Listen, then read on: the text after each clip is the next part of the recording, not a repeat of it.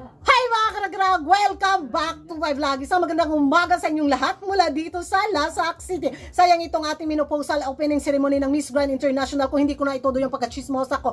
At eto na nga ang mga paintriga na pinagtutuktukan ng mga active na mga chismosa at mga chismosa sa social media dahil nga sa naging pahayag ni Mother Teresa ba doon sa kanilang pa-event bitaw. You know, the crown is heavy because last year there was an incident that, you know, the crown was too heavy for someone and it fell off and the crown will pick the right queen. I tell you, this is a grand crown. Okay, so if you really want it, you have to work for it. Okay, show us that you really want.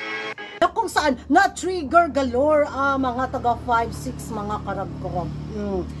Kung nagpa-pageant daw si Uncle sa taon na to, bakit daw dinamay or binanggit na naman daw ang pambato ng India sa Miss Grand International 2025? Bakit daw may mga parinigang galore pang nangyayari gayong naka-move on na daw sila?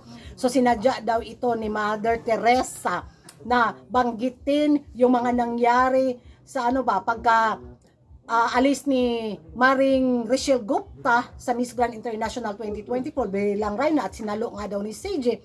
Nako, eto pinagkakalat nila yung corona na kung saan tinapon sa basurahan. Sabi pa nila, dito daw nababagay ang papageant ni Uncle. Trash. Sa basura daw. Kung matakita daw ninyo na matagal na daw tinapon ang corona na to, which baho ang papageant ni Uncle. So deserve daw ni Uncle na itapon ang corona na binigay niya kay Rachel. Yun yung mga pa-eksena nila mga karag-karag. Hindi ko alam kung galing to kay Rachel la corona, pero base sa mga pinagchichismisan nila, or ito daw yung corona binigay ni Uncle. Pero sabi nila, dahil nga sa pagtapon ng corona na to, ay naku, kasalanan na naman ng Pins. Kasalanan na naman ni CJ.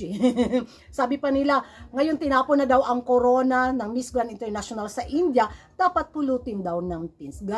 Yun naman daw yung papel ng Pins. Tagapulot ng natitira. Tagapulot ng walang silbi. So yun daw yung papel ni CJ, dapat pulutin daw ni CJ at linisin yung corona sa Miss Grand International dahil yun dyan daw nababagay si CJ. The replacement na wala daw kwenta. Hi! Dahil sa ginawa ni Maring Teresa na pa-speech ganon mga karag-karag, ayun si CJ na naman yung binanata nila. Kay CJ na naman yung kasalanan sa pagtapon ng corona. Ano ba? 5-6. Grabe naman kayo.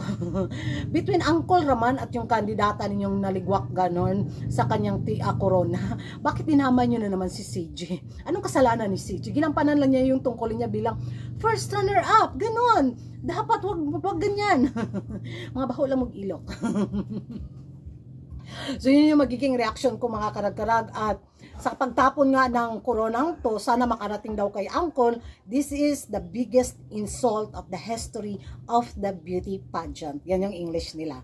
Kinopya ko lang.